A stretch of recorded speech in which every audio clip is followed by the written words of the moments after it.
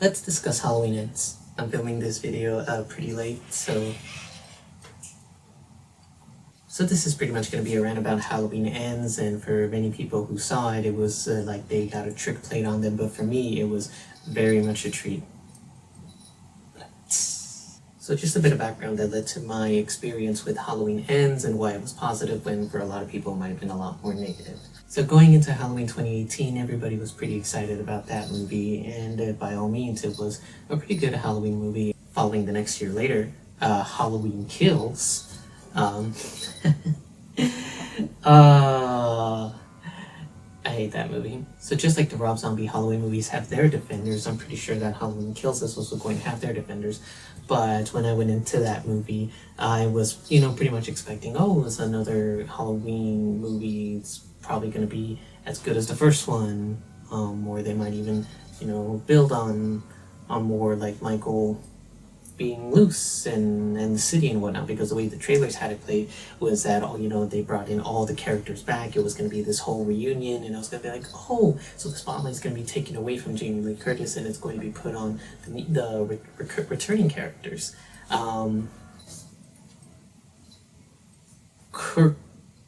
Technically correct. This is for Dr. Loomis.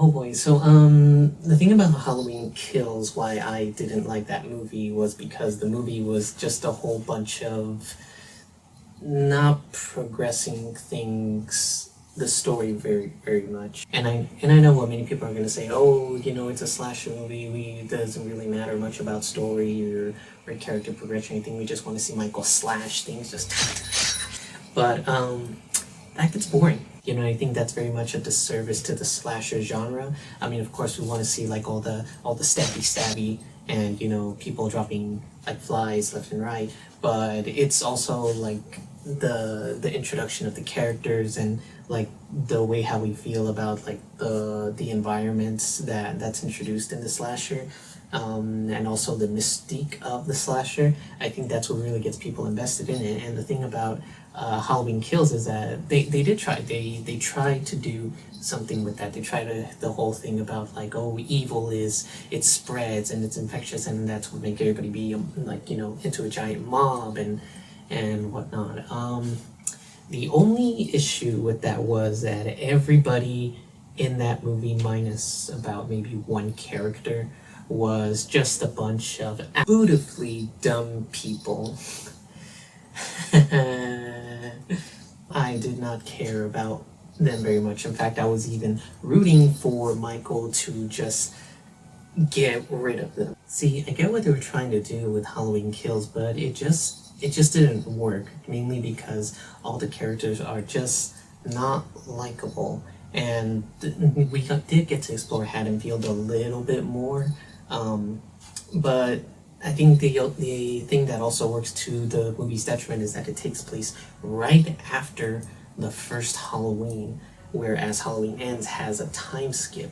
And I feel like if they were to have that time skip for Halloween Kills, they didn't even have to do like a big time skip like they did with this one, which with Halloween Ends it was a time skip of 4 years. But with Halloween Kills, they could have just done 1 year. You could, just do 1 year, and you still have the whole idea of like the town is infected with evil, and you can have the whole evil dies tonight, and that's a dumb saying. It's a dumb saying.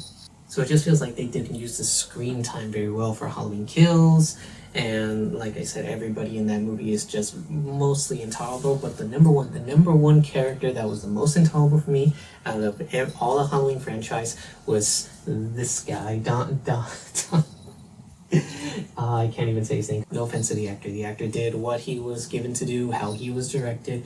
The actor is never to blame. Honestly, I don't know how they did it, but they made Tommy Doyle from this continuity of Halloween worse than Tommy Doyle from the old continuity of Halloween, which, I mean, to be fair, the old continuity of Halloween is not that bad. That Tommy Doyle is not that bad, especially because everybody has kind of a bias to Paul Rudd. Tommy Doyle in Halloween Kills is insufferable, but let's go to the man of the hour, Michael Myers. I mean, Halloween Kills does live up to the name of Michael going around and going on a killing spree, even more so than the first one. I mean, in his first killing scene, he pretty much takes out an entire firefighter team, and the kills are pretty brutal. In this movie, I think they're probably maybe the most gory that they've been. I don't know, I've only seen that movie once and I don't care to watch it again. See, I also do get the whole thing about Michael being a force of evil or a force of nature or whatever, but I mean, like, they kind of go back and forth a little bit, whether he is a force or whether he is just indiscriminate, or whether he is somewhat supernatural because of the way how the beating that they gave him. If he wasn't supernatural, I don't know how he survived that. Pumpkin spice, hell of a drug. Although I did feel such catharsis when Michael bashed Tommy's head in at the end, because my goodness, did he deserve worse. A bunch of things that didn't work about Halloween Kills, and that pretty much derailed any kind of hype that I would have had for Halloween Ends. So pretty much like everybody watching this video, except if you were born prior to the 1960s, I grew up watching Halloween way younger than I should have watched that movie.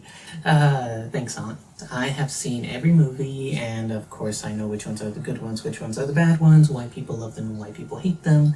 And I know that Halloween Kills was not very well received, but it still made a financial profit.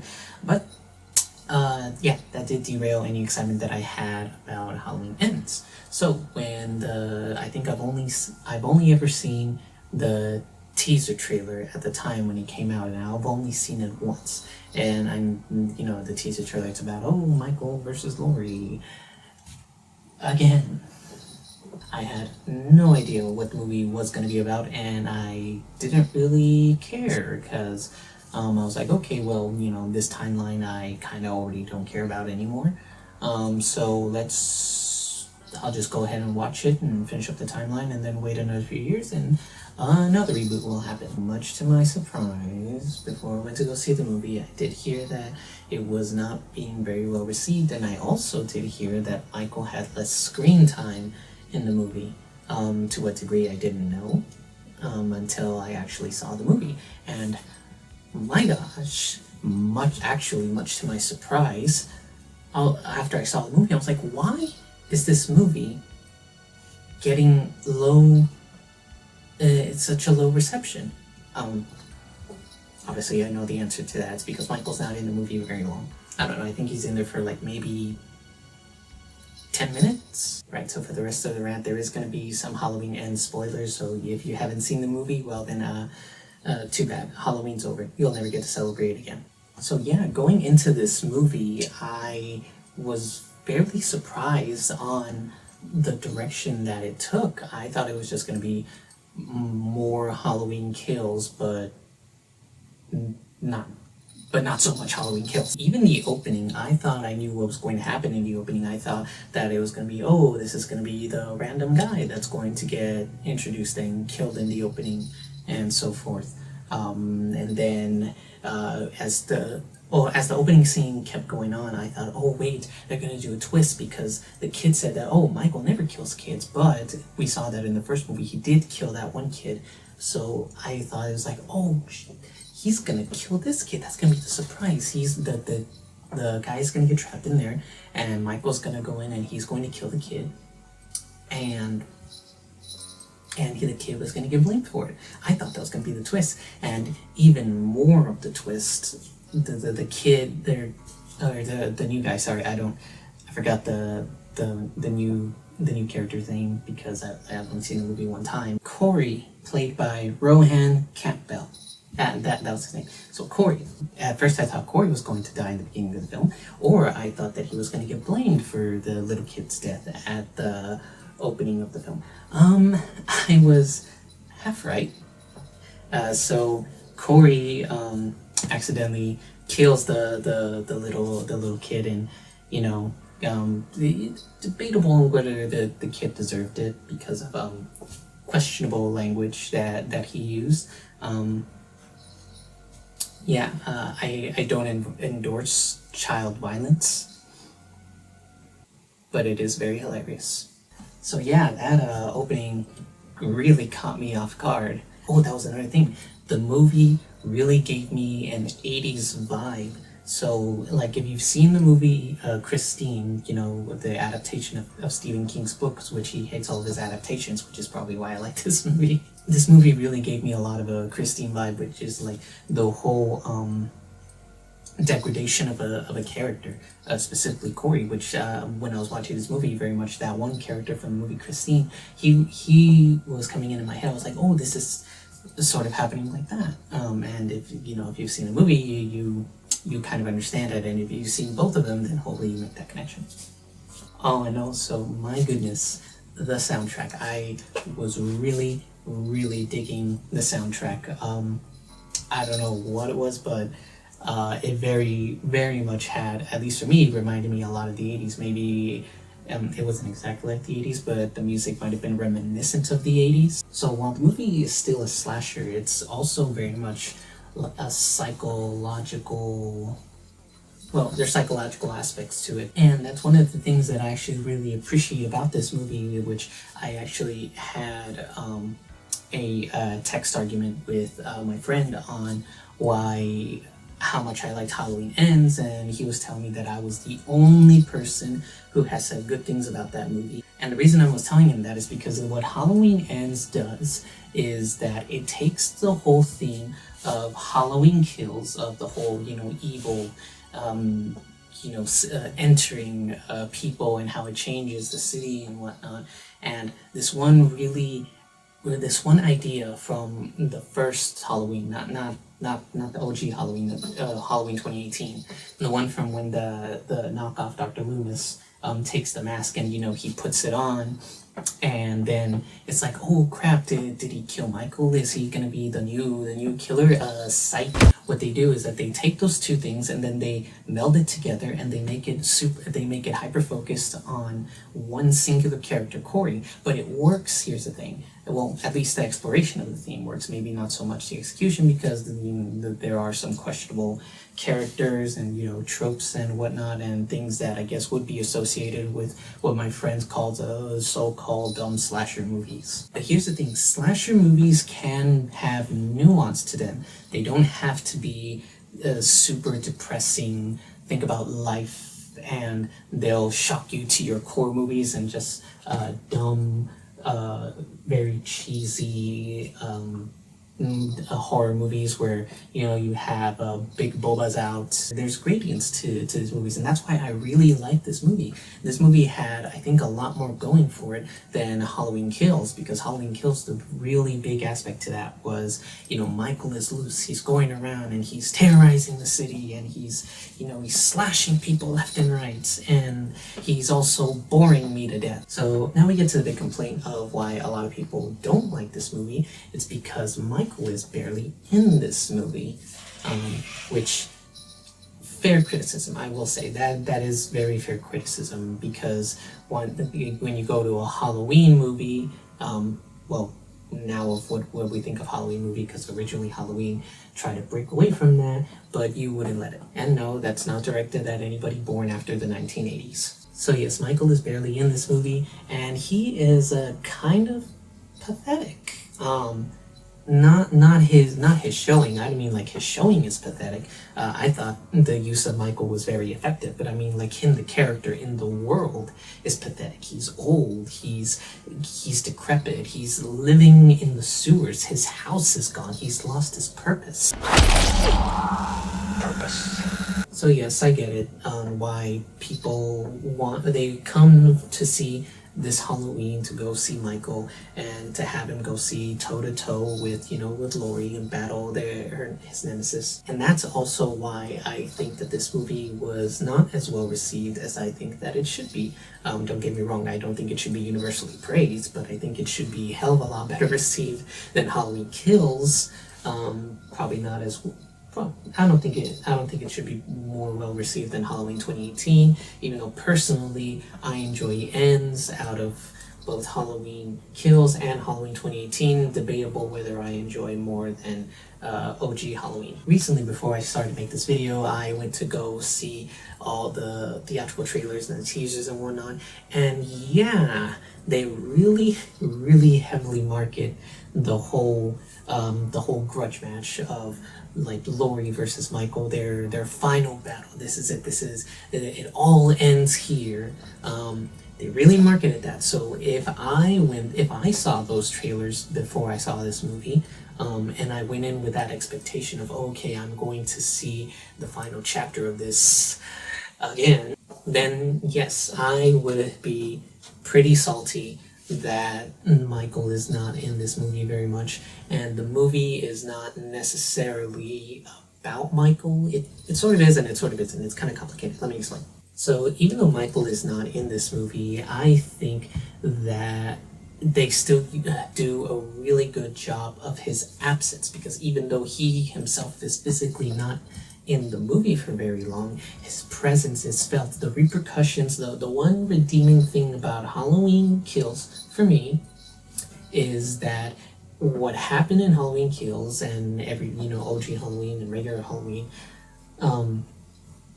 was that the impact Michael left on the town, his presence is still known. His evil did infect everybody. It did infect the town. It affected how people are. They are a little bit more closer to acting like how they do in the Rob Zombie universe. And what they did to poor Corey, oh man, they really pushed him over the edge. And yes, the movie does ask this question of whether evil is already born inside of you, or if it's made by the circumstances of your environment, the whole nature versus nurture thing. But the movie doesn't really care to answer that question.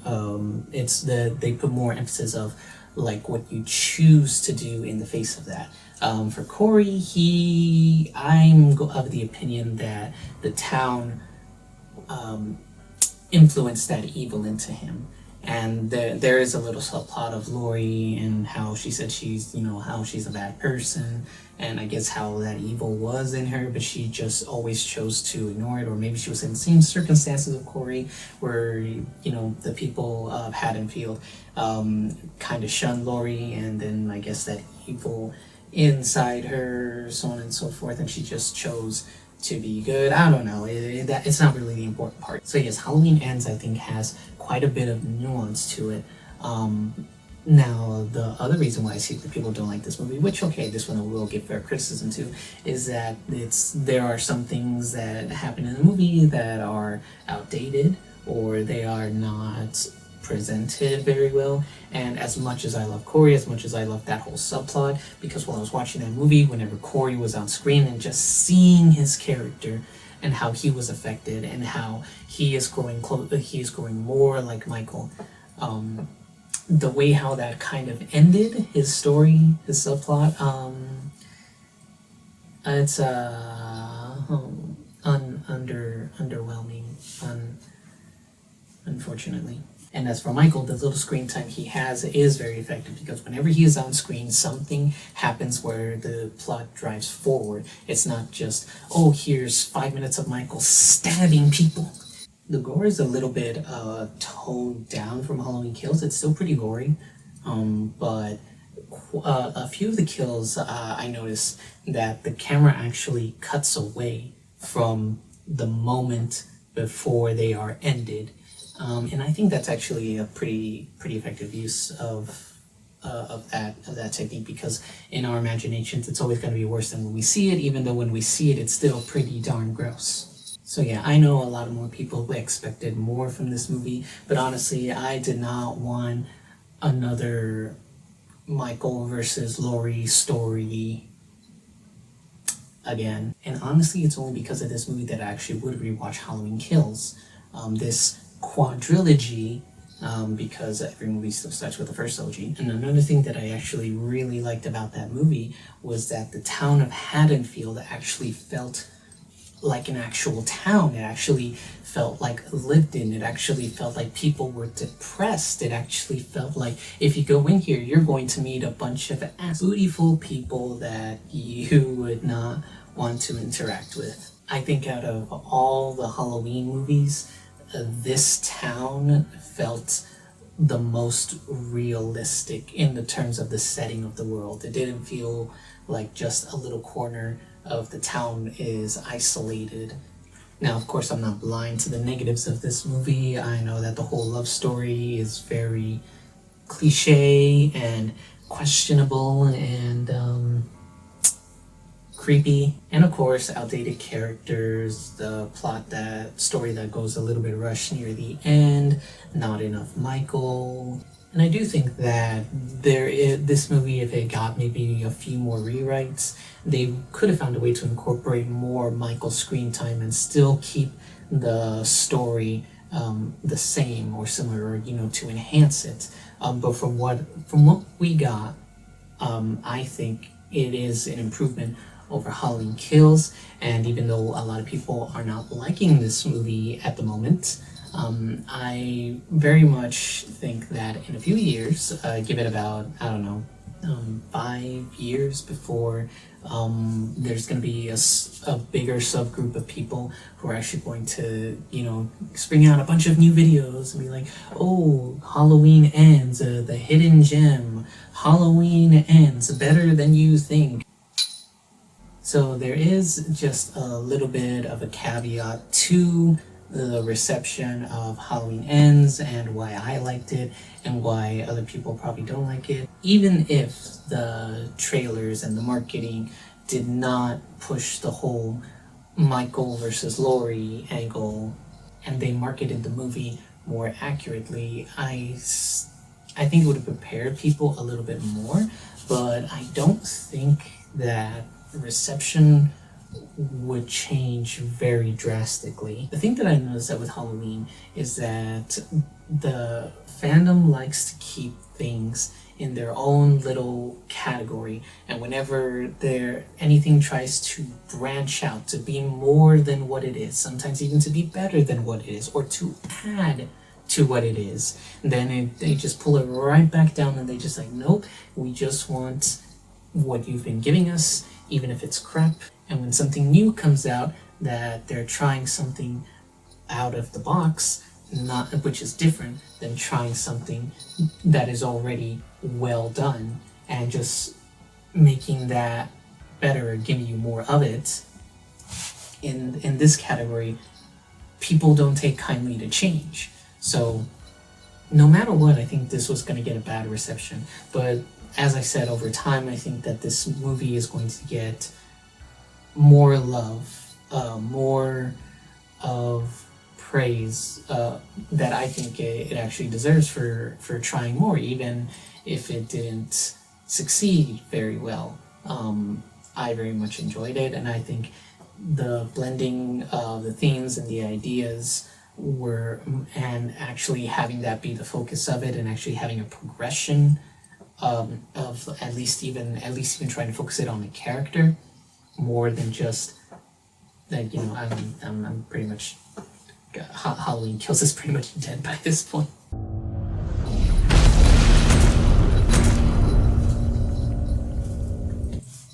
All in all, this is just my little rant on Halloween Ends and how much I enjoyed it, why I think that it is actually one of the better movies of the Halloween franchises. Obviously, I don't think it's better than the original movie, probably not better either than the 2018 movie.